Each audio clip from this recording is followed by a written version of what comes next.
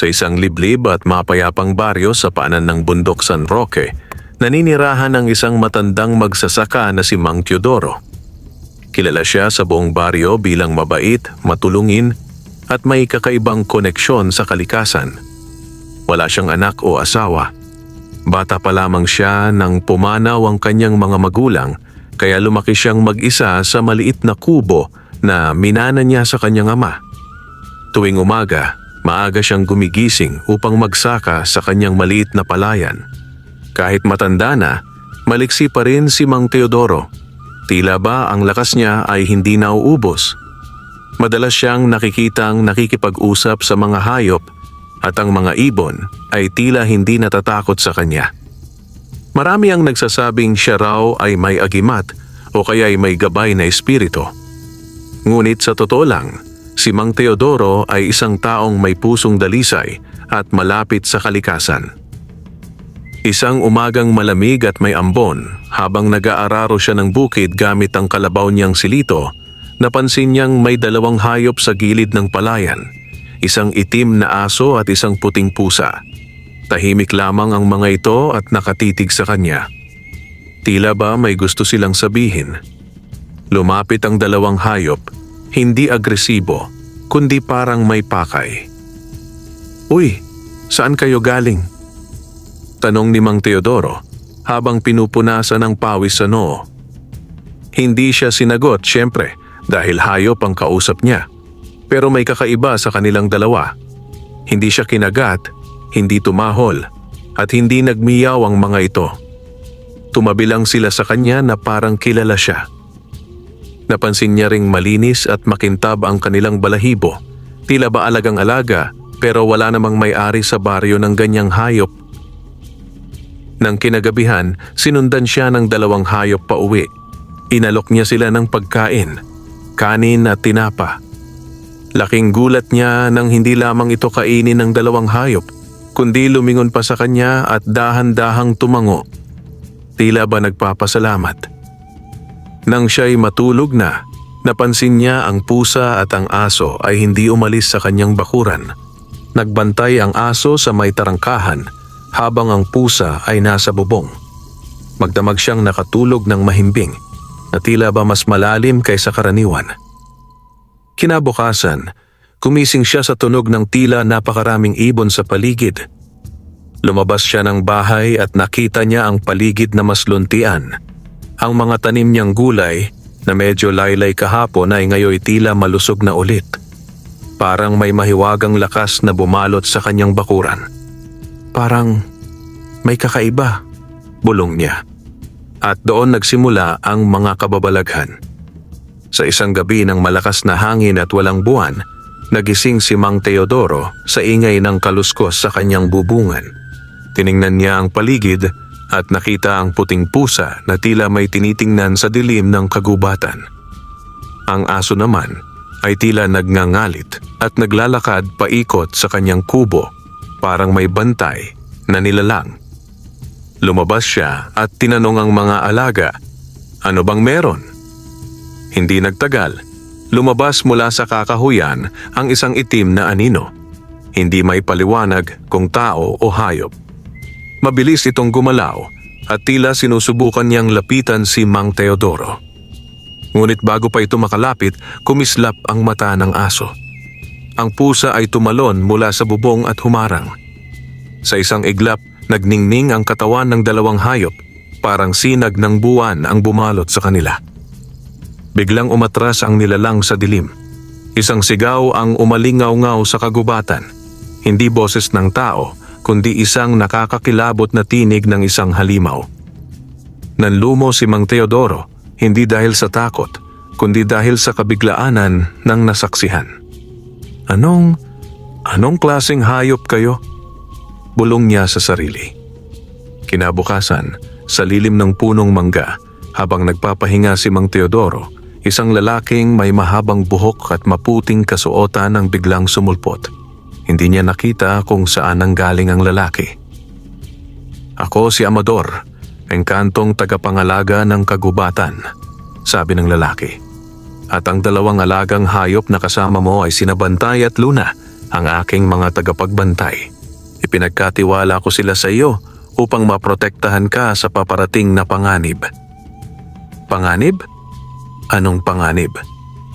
May isang nilalang mula sa madilim na kaharian ng mga sukubeng itim, mga nilalang na gustong sirain ang balanse ng kalikasan.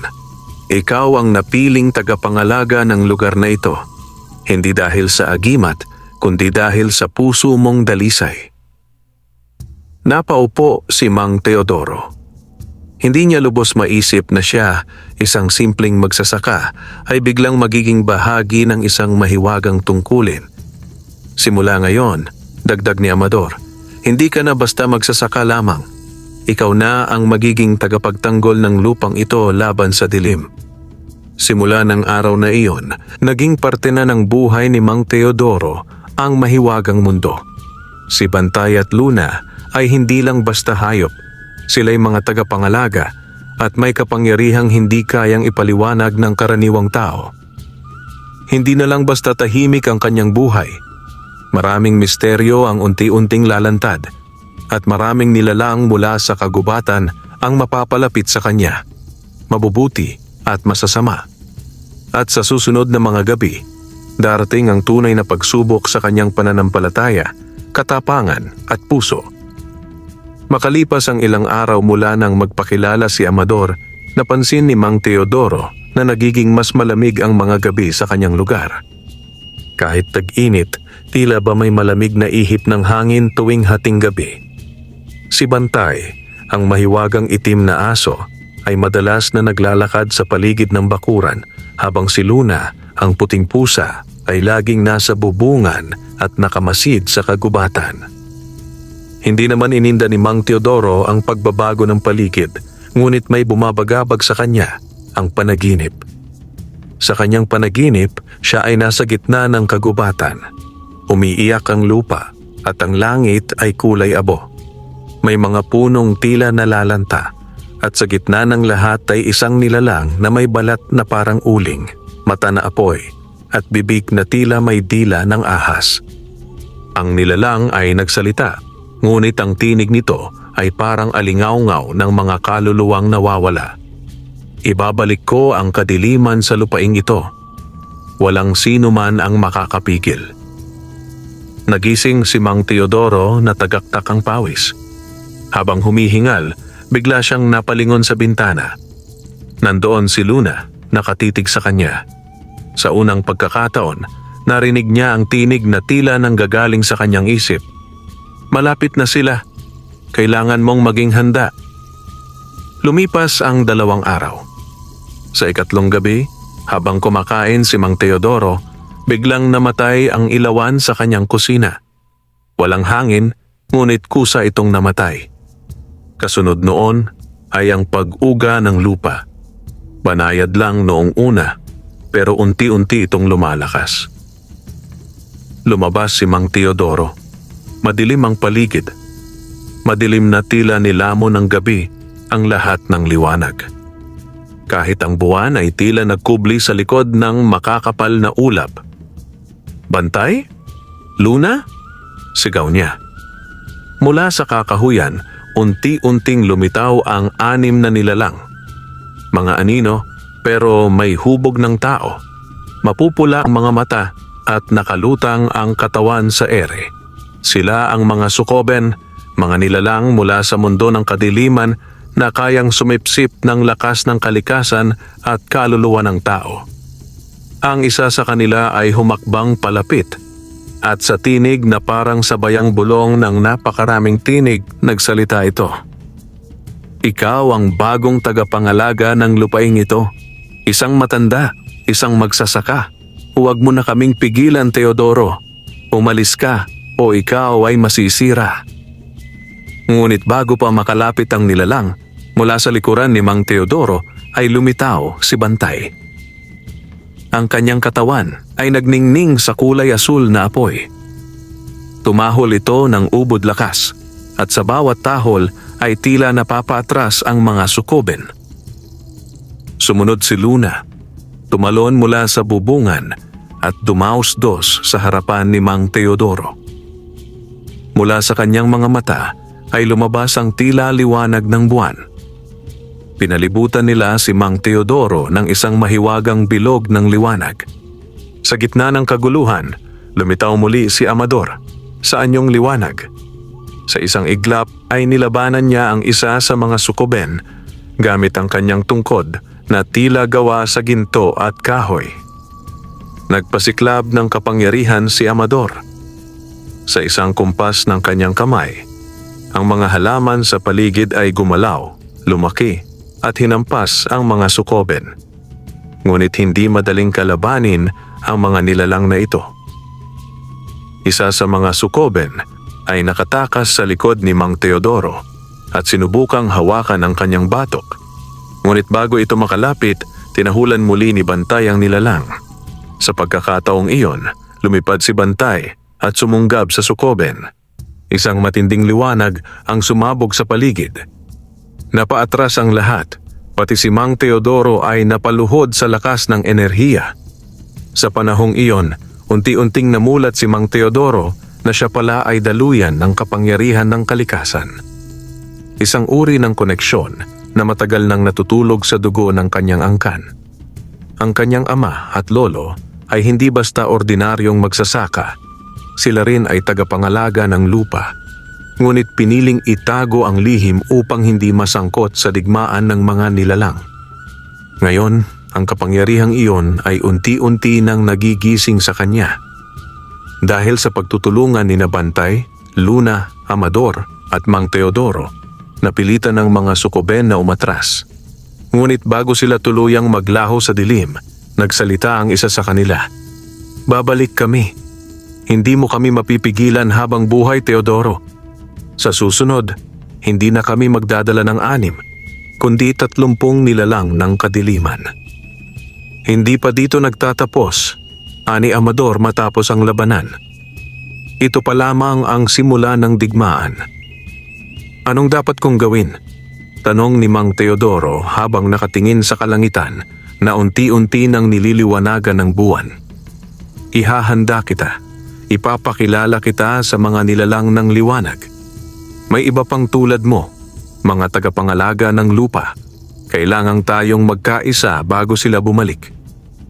At mula sa dilim, lumabas ang isang batang babae na tila gawa sa tubig, isang lalaking may pakpak na parang dahon at isang matandang babae na may buhok na parang ugat ng puno. "Ito ang mga kakampi mo," sabi ni Amador. "At ito ang mundo na dapat mong protektahan." Kinabukasan, gumising si Mang Teodoro na may mas malinaw na pakiramdam. Tila ba ang kanyang pandinig, pangamoy at pandama ay lumakas. Ramdam niya ang bawat ugong ng insekto sa paligid, ang bawat galaw ng hangin, at ang unti-unting pagsibol ng mga damo sa kanyang palayan. Hindi ito panaginip, totoo ang lahat ng nangyari kagabi. Pagbukas niya ng pinto, bumungad agad sa kanya si Amador, nakangiti, habang sa kanyang likuran ay nakatayo ang 3 nilalang na ipinakilala niya kagabi. Isang batang babae na tila gawa sa tubig, isang lalaking may pakpak ng dahon, at isang matandang babae na may buhok na ugat ng puno. "Teodoro," wika ni Amador. Sila ang 3 tagapangalaga ng kalikasan sa iba't ibang anyo. Nagpapakilala sila ngayon sa iyo bilang kapwa ka na rin nila. Lumapit ang bata, ngumiti, at ang boses nito ay parang agos ng batis. "Ako si Alina, diwata ng tubig. Nasa ilog at lawa ang aking tahanan. Ako ang nagbibigay buhay sa anit lupaing uhaw." Sumunod ang lalaking may mga pakpak na berdet kinto. Malalim ang kanyang tinig ngunit may halong mahangin na kabaitan. "Ako si Lahi, tagapangalaga ng hangin at mga ulap. Ako ang naghahatid ng ulan. Ako rin ang dumadala ng mensahe sa mga nilalang." At ang huli ay ang matandang babae. Mabagal ang kilos, ngunit ang kanyang presensya ay mabigat at marangal. Parang matandang punong ugat ay sanga ng kasaysayan. "Ako si Dama Lakambini, diwata ng lupa. Ako ang tagabantay ng punso, ng gubat, ng mga lihim ng ilalim ng lupa." Tumango si Mang Teodoro. Maraming salamat at narito kayo. Hindi ko alam kung kaya kong gampanan ang tungkuling ito, pero handa akong matuto. Dinala ng 3 tagapangalaga si Mang Teodoro sa isang bahagi ng gubat na hindi naabot ng tao. Nandoon ang tinatawag nilang liwasan ng diwang likas. Isang malawak na kapatagang nababalutan ng makapal na hamog, puno ng lumang punong kahoy, bulaklak na hindi pa kailanman nakita, at mga hayop na may kakayahang magsalita sa isip. Dito mo palalakasin ang iyong koneksyon sa kalikasan, paliwanag ni Alina. Sa loob ng 7 araw, magsasanay ka sa tubig, hangin at lupa. Una ay si Alina ang nagturo. Pinatayo si Mang Teodoro sa gitna ng sapa. Isara mo ang iyong mga mata. Huwag mong pakinggan ang ingay. Sa halip, pakinggan mo ang agos. Habang ginagawa ito ni Mang Teodoro, unti-unting dumaloy sa kanyang katawan ang malamig na enerhiya ng tubig. Narinig niya ang batis na parang may tinig. Nagulat siya nang makita niyang kaya niyang pabagalin ang agos o pabilisin ito gamit lamang ang kanyang isip. Pangalawa, si Lahi ang nagturo sa kanya ng sining ng hangin. Sa isang burol, tinuruan siyang makinig sa hangin, maramdaman ang galaw ng mga dahon at gamitin ito upang maramdaman ang nilalang kahit pamalayo. Ang hangin, ani Lahi, ay tagapagbalita. Matuto kang makinig, hindi lamang sa sinasabi, kundi sa dalang mensahe nito. Pangatlo, si Dama Lakambini ang nagpakilala sa kanya ng misteryo ng lupa. Sa pamamagitan ng pag-upo sa punso at paghawak sa lupa, naramdaman ni Mang Teodoro ang tibok ng mundo, ang hininga ng mga ugat, at ang tinig ng mga nilalang sa ilalim ng lupa, mga duwende, lamang lupa, at espiritong matagal ng nanahimik. Sa ika-4 na gabi ng kanyang pagsasanay, napanaginipan muli ni Mang Teodoro ang Sukoben. Ngunit ngayon, hindi lang 6 ang kanyang nakita, kundi 30. Isa sa kanila, ang pinuno, ay may korona ng itim na apoy at katawan na may pakpak ng paniki at mga mata na itim na butas. Pinapalakas mo ang sarili mo, magsasaka, pero kami parating na. Sa loob ng 7 buwan, babalikan namin ang iyong mundo. Hindi lang lupa ang gugustuhin namin, pati ang kaluluwa ng bawat buhay dito. Nagising si Mang Teodoro at sa kanyang harapan ay si Bantay, tahimik ngunit handang lumaban, at si Luna, ang kanyang pusa, na ngayoy nagiging mas mistikal ang kilos. Kinabukasan, muling nagtipon ang 4, si Amador, Alina, Lahi, at Dama Lakambini. Ito na ang oras upang ipasa sa iyo ang huling kapangyarihan, wika ni Amador. Sa gitna ng liwasan, pinatayo nila si Mang Teodoro. Isang bilog ng liwanag ang nabuo. Ang 3 tagapangalaga ay sabay-sabay na nagbigkas ng sinaunang wika. Sa isang iglap, lumiwanag ang paligid at sa katawan ni Mang Teodoro ay pumasok ang enerhiya ng 3 elemento. Sa kanyang mga mata ay nagningning ang liwanag ng tubig, hangin at lupa. Tumibok ang kanyang puso sa iisang salin ng mga tagapangalaga ng mundo. Pagkatapos ng ritual, lumapit si Amador. Simula ngayon, ikaw ay hindi na lamang simpleng magsasaka, Teodoro. Ikaw na ang tagapangalaga ng 4 na sulok ng kalikasan. Ngunit mag-ingat, sapagkat ang iyong kapangyarihan ay simula lamang ng isang mas malalim na digmaan. Makalipas ang ilang araw matapos ang ritual sa liwasan ng diwang likas, bumalik si Mang Teodoro sa kanyang bukirin. Ngunit hindi na siya ang dating simpleng magsasaka. Bitbit niya ngayon ang kakayahang makipag-ugnay sa mga elemento ng kalikasan at ang kanyang 2 alaga, si Bantay, ang mahiwagang aso, at si Luna, ang pusang may matang kumikislap sa dilim, ay naging mas alerto, parang bantay na laging nakaabang sa kung anong parating. Habang abala si Mang Teodoro sa pagtatanim ng palay, Napansin niyang unti-unting naninilaw ang mga dahon ng tanim kahit na sapat naman ang tubig at araw. Lalo siyang kinabahan nang maramdaman niya ang pag-uga ng lupa kahit walang lindol. Lumapit si Bantay at tahol ito ng tahol, tila may nais na iparating. Si Luna naman ay pumanhik sa poste ng bahay at humalakhak ng malalim, hindi ng tunog pusa, kundi isang malataong tinig na malamig. Darating na sila, bulong ni Luna gamit ang isip. Ang mga unang anino ng Sukoben nagsusugo na ng mga panira. Isa sa kanila, ang urong itim, ay nasa paligid na. Kinagabihan, may narinig na malalalim na yabag si Mang Teodoro mula sa kanyang taniman.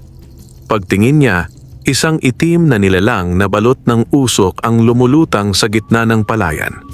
Mahaba ang braso nito at ang mga kuko'y tila kutsilyong kayang humiwa ng semento.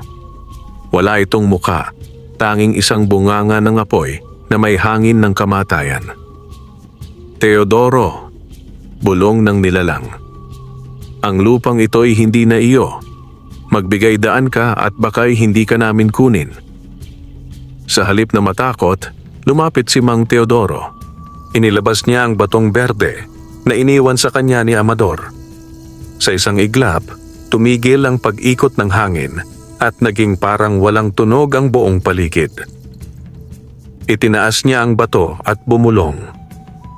Alon ng kalikasan, ako'y iyong saklolohan. Hangin ng paglinis, dumapo sa nilalang ng dilim. Isang bugso ng hangin ang bumalot kay urong itim. Tumilapon ito at naglaho, ngunit sa ere ay iniwan nito ang babala.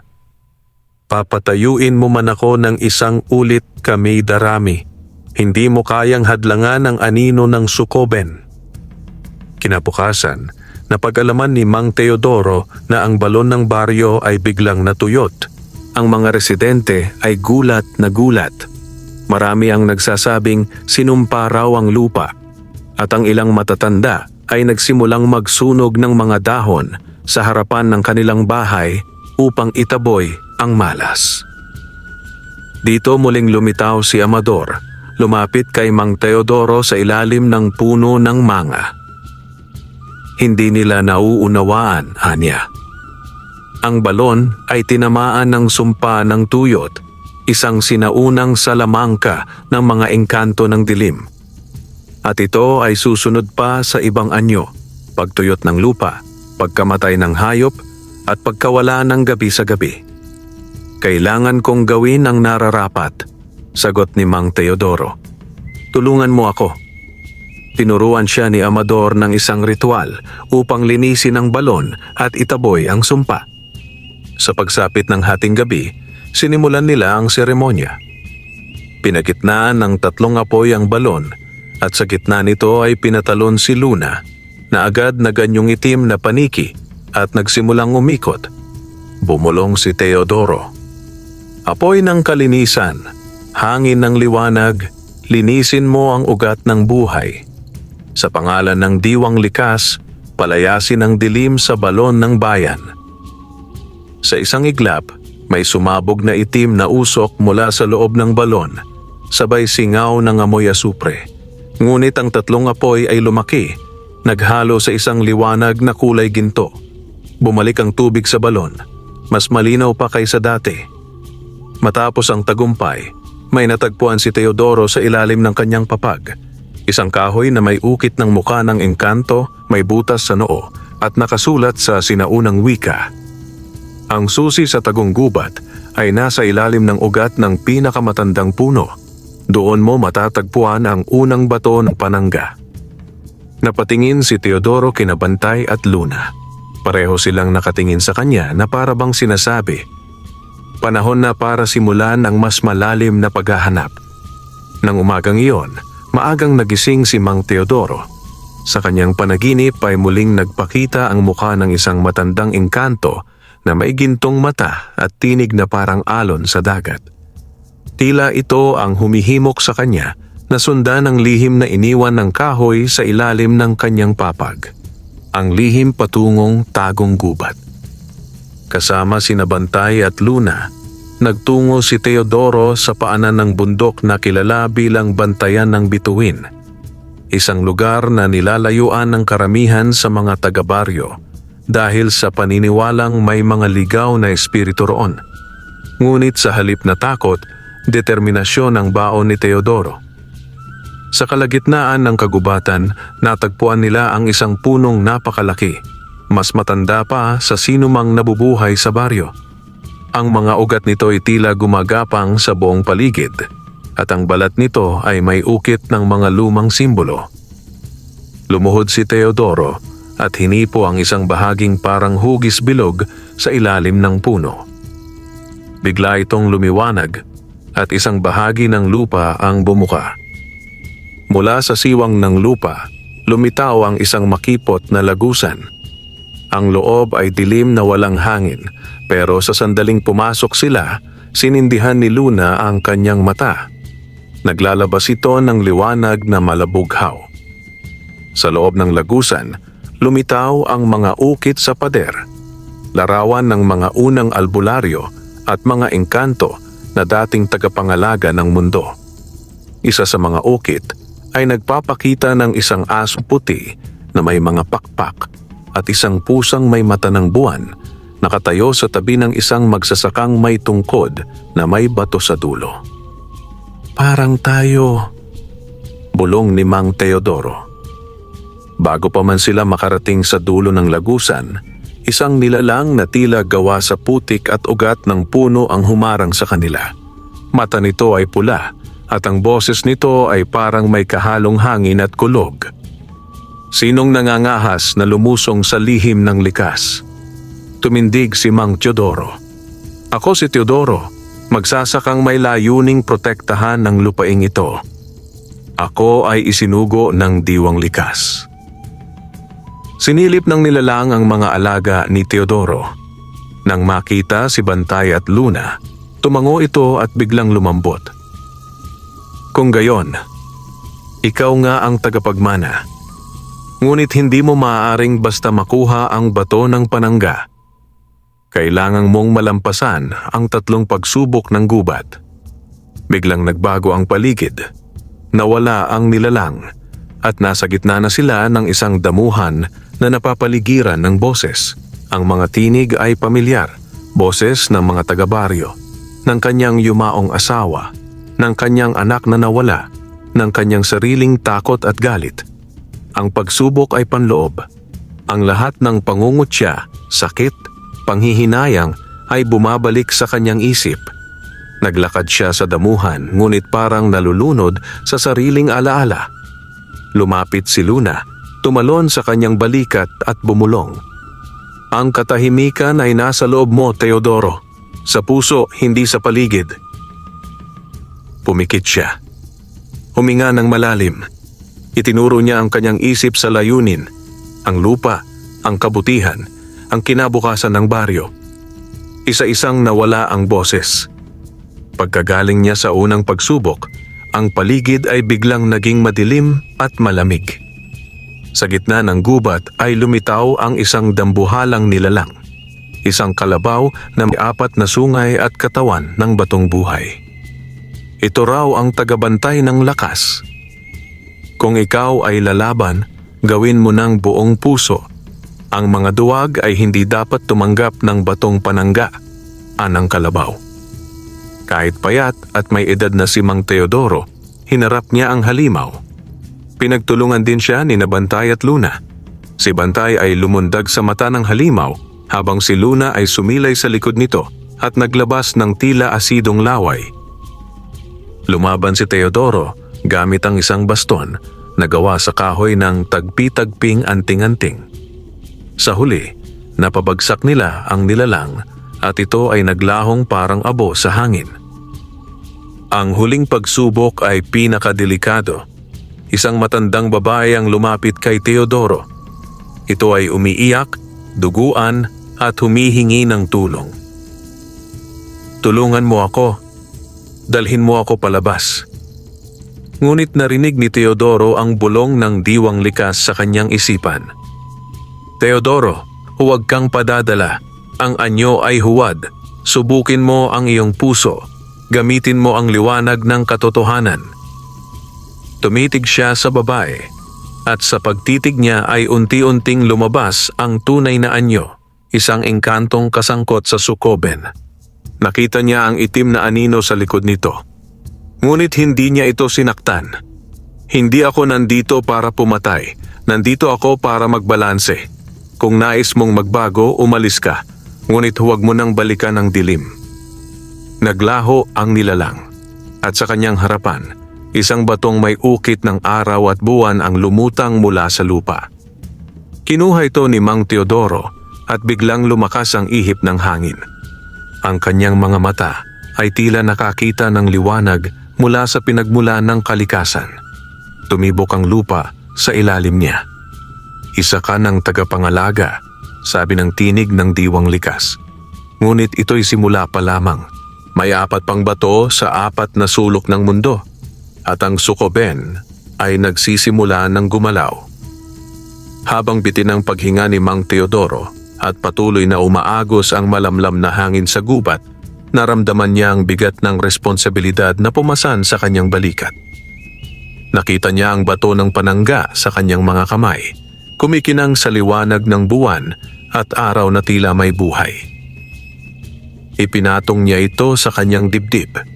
Nagising ang lumang damdamin sa kanya, ang mga alaalang naiwan sa kanyang yumaong asawa at anak. Natutunan niyang tanggapin ang kanyang bagong misyon, ngunit may mga tanong na hindi pa rin naisasagot. Nang siya'y bumalik sa kanyang kubo, isang gabi, habang ang mga bituin ay kumikislap sa langit, dumating ang isang panauhin. Isa itong batang babae, matangkad at may mahahabang buhok na tila hindi naaabot ng panahon. Ang kanyang mga mata ay kumikislap ng hindi pangkaraniwan, at sa tuwing magsasalita siya, ang mga tunog ng kanyang boses ay parang mahihinang hangin sa puno. Mang Teodoro, wika ng batang babae, tinatawag ka ng mga alamat ng lupa.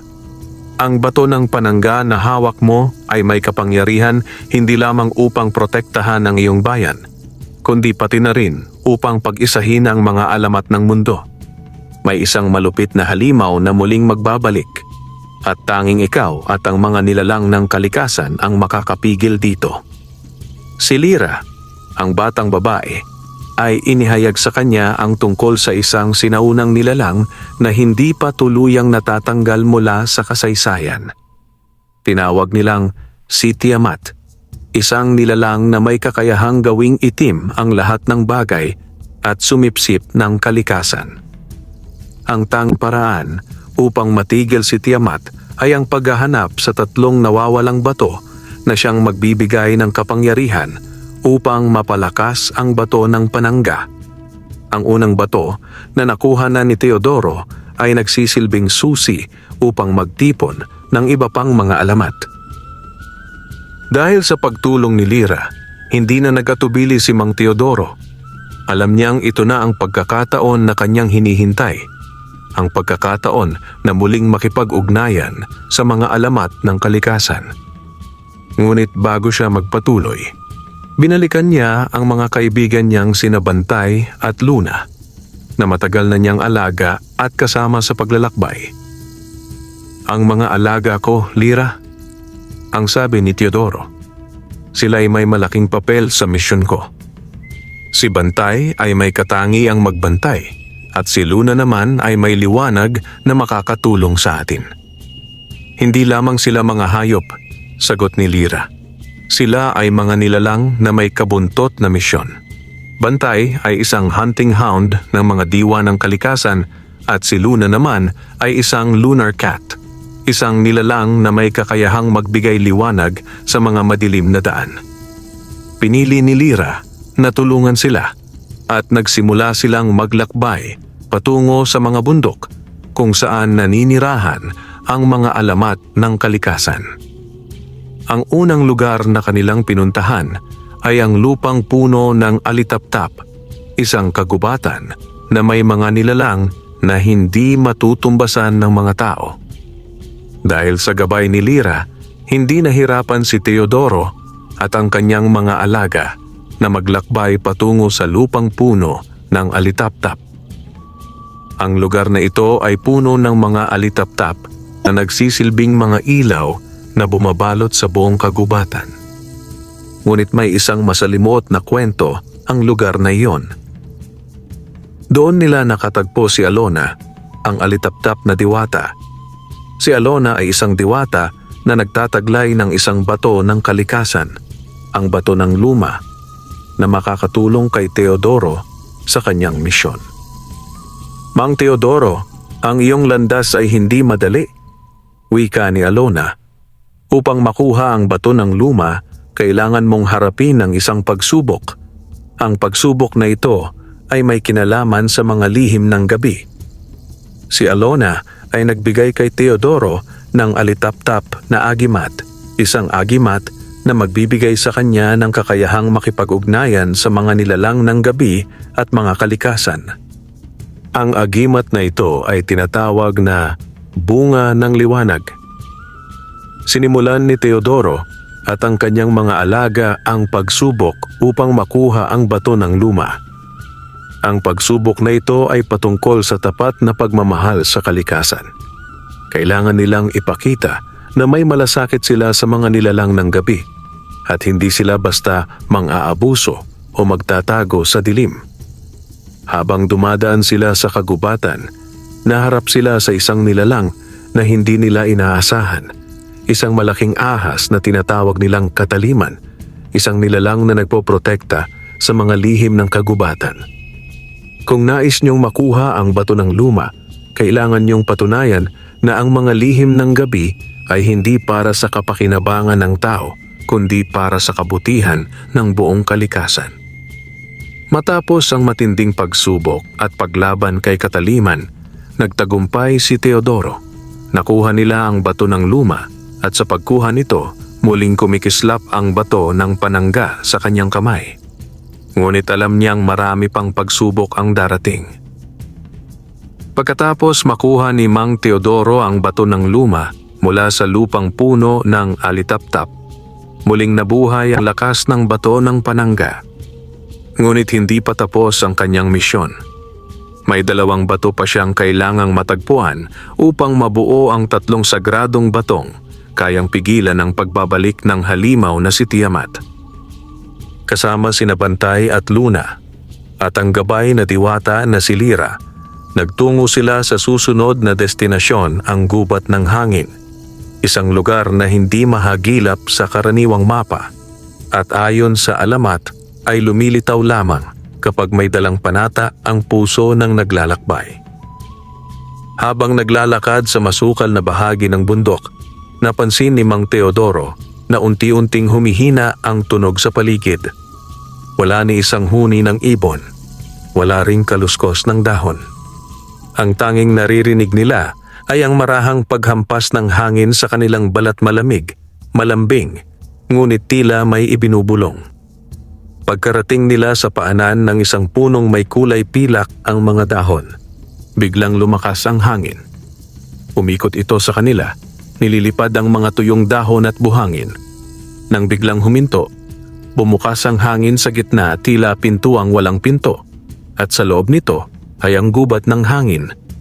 Ang lugar na ito ay binabantayan ng diwatang amihan, sabi ni Lyra. Siya ang tagapangalaga ng bato ng hangin. Ngunit hindi basta-basta ibinibigay iyon. Kailangang masubok muli ang katapatan ng puso. Pagpasok nila sa loob, agad silang sinalubong ng isang babaeng tila gawa sa ulap. Ang kanyang buhok ay animoy ihip ng hangin at ang kanyang mga matay kulay asul na tila langit. Siya si Amihan, ang diwata ng hangin at tagapangalaga ng 2 bato. Kay tagal kong hindi nakakita ng taong may pusong tunay, wika ni Amihan habang nakatitig kay Teodoro. Ngunit ang puso mo ay hindi sapat. Ang tunay na pagsubok ay pagpapalaya sa sarili sa takot ng nakaraan. Nang marinig ito ni Teodoro, hindi niya maikubli ang pagkabigla. Ang kanyang takot sa nakaraan, ang pagkamatay ng kanyang asawa at anak sa isang sakunang dulot ng mga illegal na loggers ay matagal na niyang kinikimkim. At ngayon, kailangan niya itong harapin. Dinala siya ni Amihan sa isang bahagi ng gubat na tinatawag na alaala ng ulan. Dito, binigyan siya ng pagkakataong muling makita ang kanyang mahal na pamilya, ngunit hindi sa kasalukuyan. Isa itong ilusyon, isang alaala. Nakita niya si Aling Teresa, ang kanyang asawa, na masayang nagluluto, at ang anak nilang si Julian, na noon ay 5 taong gulang pa lamang, tumatakbo sa ulan. Tila ba bumalik ang lahat sa dati? Ngunit biglang sumulpot ang pangyayaring matagal na niyang ayaw balikan, ang pagkahulog ng punong kahoy na dumurog sa kanilang tahanan habang siya ay nasa bayan. Wala siyang nagawa noon. Napahawak siya sa kanyang dibdib, lumuhod at lumuha. Patawad, kung sana'y hindi ako umalis, sana'y buhay pa sila. Bulong ni Teodoro habang lumuluha. Lumapit si Amihan at hinaplos ang kanyang balikat. Ang pagpapatawad sa sarili ay pinakamahirap sa lahat. Ngunit iyon ang susi. Sa oras na tanggapin mo na ang hindi mo kayang baguhin, doon ka magiging tunay na malaya. Pagkatapos ng ritual sa alaala ng ulan, bumalik ang lakas kay Mang Teodoro. Ang kanyang mga mata ay may luha pa rin, ngunit ang kanyang puso ay tila gumaan. Sa kanyang harapan, lumutang ang bato ng hangin, kulay bughaw, at may hugis ng isang ulap na umiikot. Ang bato ng hangin ay sumasagisag ng kalayaan ng kaluluwa, wika ni Amihan, at sa iyong tagumpay, ikaw ay pinatutunayan bilang karapat-dapat. Tinanggap niya ang bato at nang pagsamahin niya ito sa bato ng luma at bato ng panangga, biglang nagningning ang mga ito. Lumilikha ng tunog na tila kampana sa malayong simbahan. Ngunit kasabay ng pagningning ay ang pag-alingaw-ngaw ng isang malalim na tinig. Nasa akin ang huling bato at hindi ko ito ibibigay ng walang kapalit. Isang tinig ng nilalang mula sa dilim. Hindi ito diwata, hindi rin engkanto. Isa itong sukob, isang halimaw ng paninibugho at kasakiman, at hawak niya ang huling bato. Ang gabi ay bumagsak sa kagubatan, tahimik. Ang mga bituin ay tila nakikiramdam. Ang buwan ay kalahating natatabunan ng ulap, parang ayaw nitong masaksihan ang darating na laban. Sa kamay ni Mang Teodoro ay nagniningning ang 3 batong sagrado, bato ng panangga, bato ng luma at bato ng hangin. Ngunit alam niyang hindi pa tapos ang pagsubok. Ang huling bato, bato ng diwa, ay nasa kamay ng isang nilalang na sa kasaysayan ay kinatatakutan sa mundo ng mga espiritu at engkanto. Ang halimaw na kilala sa pangalang Sukob. Habang sila'y naglalakad patungong silangang bahagi ng gubat, biglang bumalot ang malamig at malapot na ulap. Nawalan ng kulay ang paligid, ang mga halaman ay tila nalanta, at ang lupa ay unti-unting nagkulay abo. Sa bawat hakbang ni Mang Teodoro, nararamdaman niya ang bigat hindi ng katawan, kundi ng kanyang isipan. Mga alaala ng kanyang pagkukulang, mga panahong nabigo siya, mga sigaw ng mga taong pinagsarhan niya ng tulong. Ang lugar na ito ay hindi basta lupa. Ito ay pinapainom ng pagsisisi, paninibugho, at inggit.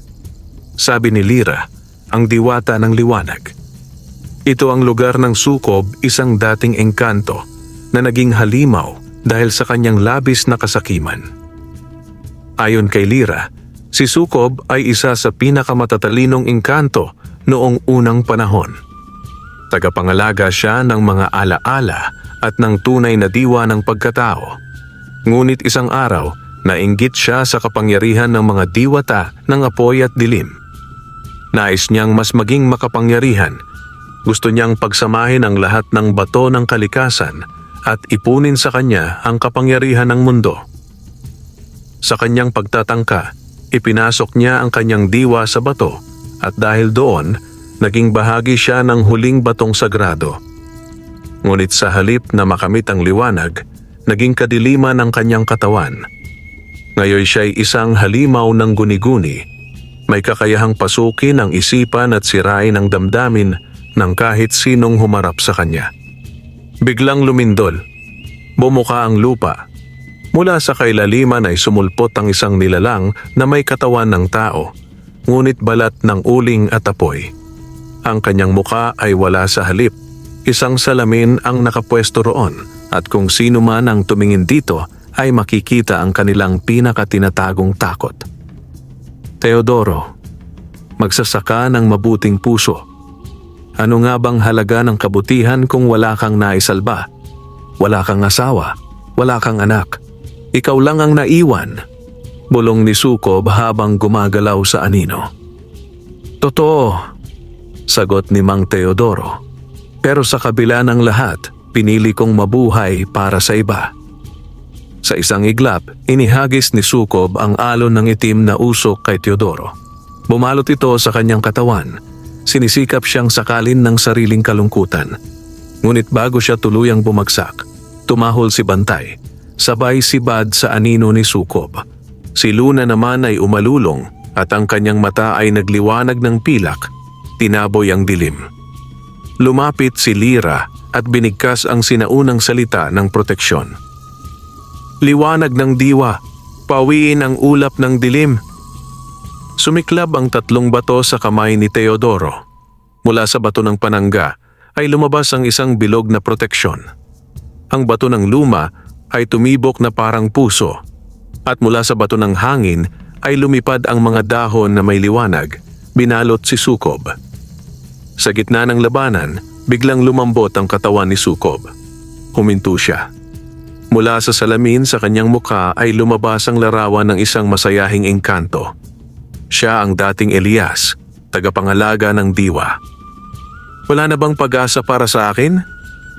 Bulong ni Sukob. Lumapit si Mang Teodoro. Niluhuran niya ang dating engkanto. Kung kaya mong magsisi, may pag-asa pa. Hindi ako narito para sirain ka. Narito ako para balansehin ang mundo. Lumapit si Luna at dahan-dahang inilapit ang kanyang noo sa noo ni Sukob. Si Bantay ay tumahimik, tila alam ang kasaysayan ng nilalang sa kanilang harapan. Dahil sa kabutihang ipinakita ni Mang Teodoro, unti-unting naglaho ang dilim kay Sukob at mula sa kanyang puso ay lumitaw ang bato ng diwa, kulay ginto, nagniningning ng liwanag. Buo na ang 3 bato. Sa wakas, hawak na ni Mang Teodoro ang 4 na bato. Bato ng panangga, bato ng luma, bato ng hangin, bato ng diwa. Nang paglapitin niya ang mga ito, isang malakas na liwanag ang bumalot sa paligid. Ang kagubatan ay tila gumaling, ang tuyong lupa ay naging luntian, ang patay na puno ay nabuhay, at ang ulap ay luminaw. Ngunit may mensahe si Sukob bago tuluyang maglaho. Ang pagkakamit ng mga bato ay simula pa lamang. Sa mundo ng tao, may higit pang kadilimang dumarating. At ang halimaw na hindi gawa ng engkanto, kundi ng mga taong sinasakmal ng kasakiman, ay kailangang harapin. Ang kagubatan ay muling nabuhay sa liwanag ng 4 na batong sagrado. Si Mang Teodoro, kasama sina Luna at Bantay, at si Diwatang Lira, ay lumakad pabalik sa kanyang baryo na may panibagong pag-asa. Ngunit habang nilalakbay nila ang kagubatan, isang kakaibang katahimikan ang bumalot. Hindi na ito tulad ng dati, may mas nararamdaman silang malamig na banta. Isang kasamaan na hindi galing sa mundo ng engkanto.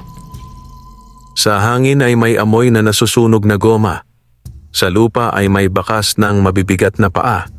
At sa mga sanga ng punong dati luntian ay nakasabit ang mga tuyong bangkay ng hayop, tila sinadyang patayin. Hindi na ito gawa ng mga nilalang ng kagubatan. Bulong ni Lira. Ito ay gawa ng tao. Pagdating nila sa baryo ni Mang Teodoro, wala nang sigla ang paligid. Ang dating masisiglang bata ay hindi na lumalabas. Ang mga tanim ay tuyo. Ang mga tao'y mukhang payat, tuyot at laging takot. Tanging ang mga mayayamang may-ari ng lupa ang tila mas sumagana. Si Kapitan Esteban, ang bagong pinuno ng baryo, ay may sariling armadong grupo, hindi mga sundalo, kundi mga bayarang tao na nagpaparusa sa sino mang hindi sumusunod sa kagustuhan niya. Si Kapitan Esteban na raw ang nagpapasya kung sino ang pwedeng magtanim at kung sino ang hindi. Kwento ng isang matandang babae. Pinagbawalan na rin kaming kumuha ng tubig sa ilog kasi pag-aari na raw nila yon. Nag-init ang dugo ni Mang Teodoro. Hindi lang dahil sa kawalan ng hustisya, kundi dahil sa mas malalim na kutob ang kasamaan ay hindi lang simpleng kapangyarihan. May halimaw sa anyo ng tao at ito ang kasuklam-suklam na lahi na tinutukoy ni Sukob. Ayon sa kwento ng mga matatanda, si Esteban ay isang batang pinabayaan dati ng mga tao. Ngunit imbes na piliin ang kabutihan, humingi siya ng kapangyarihan mula sa itim na agimat ng kagubatan, isang kasunduan sa pagitan ng tao at masamang espiritu na matagal nang ipinagbawal. Nag-alay siya ng dugo hindi hayop, kundi tao. Mula noon, siya ay naging malakas, hindi tumatanda, at may kakayahang kontrolin ang isipan ng mahihina. Ang agimat ay dapat para sa pagtatanggol ng buhay, sabi ni Lira. Ngunit ginamit niya ito para sa pagsakop. Hindi na nag-atubili si Mang Teodoro. Alam niyang kailangan niyang gamitin ang 4 na bato, hindi lang para sa kagubatan, kundi para sa katotohanan at katarungan. Kinagabihan, dumiretso si Mang Teodoro sa ilog na pinagbawalan na ng mga tao. Doon niya inilagay ang 4 na bato sa ibabaw ng isang batong bilog. Biglang kumidlat at mula sa lupa ay lumabas ang isang nilalang diwang uhaw sa lupa, isang espiritu na tagabantay ng mga sakahan, ilog at kagubatan. Matagal na akong natutulog, sabi ng diwa. Dahil ang lupa ay hindi na pinakikinggan, ang tao'y naging sakim, ngunit sa puso mong dalisay, ako'y nagising. Hiniling ni Mang Teodoro na tulungan siyang ibalik ang balanse, hindi lang sa kagubatan, kundi sa puso ng mga taong naging alipin ng kasamaan. Sa pagsikat ng araw, isang kakaibang liwanag ang bumalot sa baryo. Mula sa alikabok ay tumubo ang mga halaman. Ang ilog ay muling bumukal, ngunit higit sa lahat, ang takot ay unti-unting napalitan ng pag-asa. Ang mga tao'y lumapit kay Mang Teodoro, isa-isa. May 3 na nagtapat ng kanilang mga kasalanan. May iba na umiiyak sa panghihinayang. At may iilan pa rin na nananatiling tapat kay Kapitan Esteban, ngunit kahit sila ay nagsisimula ng mag-alinlangan. Hindi mo sila kailangang labanan sa dahas, sabi ni Lira. Ang pinakamalakas na armas ay ang pagpapakita ng liwanag. Ngunit sa kabilang dako ng baryo, galit na galit si Esteban. Isinumpa niyang babawiin ang kanyang kapangyarihan at kung kinakailangan ay magsasakripisyo muli ng buhay para lamang manatiling makapangyarihan. Sa harap ng buong baryo, sa gitna ng liwanag ng bukang liwayway, nagtagpo ang 2 puwersa, ang matandang magsasakang si Mang Teodoro na tanga ng 4 na sagradong bato at si Kapitan Esteban, ang dating tao na ngayon naging nilalang na uhaw sa kapangyarihan, may pusong sinakmal ng itim na agimat. Nakapalibot sa kanila ang mga taga-baryo. May takot, may pag-asa. Sa gilid ni na Teodoro, naroon si Luna, ang mahiwagang pusang puti na ngayon ay may makinang naginintuang mata. At si Bantay, ang asong matapang na tila isang lobo sa lakit-kisig. Sa kanilang likuran, naroon si Diwatang Lira na may dalang liwanag ng kalikasan at ang diwang uhaw sa lupa na muling nagising matapos ang mahabang pagkakatulog. Hindi mo na mababawi ang baryo, sigaw ni Kapitan Esteban. Ang boses ay parang alon ng kidlat at apoy. Ako ang batas, ako ang Diyos dito. Ngunit matatag ang tinig ni Mang Teodoro. Hindi ka Diyos, isa kang tao na kinalimutan ang kabutihan, at ang bawat halimaw may katapusan. Sa isang iglap, Sinugod ni Esteban si Teodoro. Mabilis, may lakas ng 10 lalaki. Ngunit humarang si Bantay at tinamaan si Esteban sa dibdib. Umatras ito at si Luna naman ay tumalon. Ang mga kuko ay tila patalim ng liwanag at tinama sa mukha ni Esteban. Sumigaw si Esteban sa sakit at biglang bumalot sa paligid ang itim na usok. Ang lupa ay nanginig. Mula sa anino, may lumabas na mga nilalang. Mga nilikha ng kadiliman. Itim na ibon na may matang pula, dambuhalang gagamba, at mga nilalang na anyo'y tao ngunit walang mukha. Ngunit hindi nagpatinag ang panig ni Mang Teodoro. Itinaas niya ang 4 na bato, tubig, apoy, hangin at lupa. At biglang sumiklab ang apoy ng kalikasan. Sa utos ni Lira, tumindig ang mga punong kahoy. Gumalaw ang lupa. Umagos ang liwanag sa hangin. Ang lakas ay hindi sa anting-anting, sigaw ni Lira, kundi sa puso. At mula sa puso ni Mang Teodoro, isang gintong liwanag ang lumabas. Ang mga bato ay umikot sa kanya. Lumutang siya sa hangin at unti-unti ay nagsama-sama ang mga elemento sa kanyang katawan. Sa kanyang noo ay lumitaw ang anyo ng agila sa gisag ng lakas, karunungan at katarungan.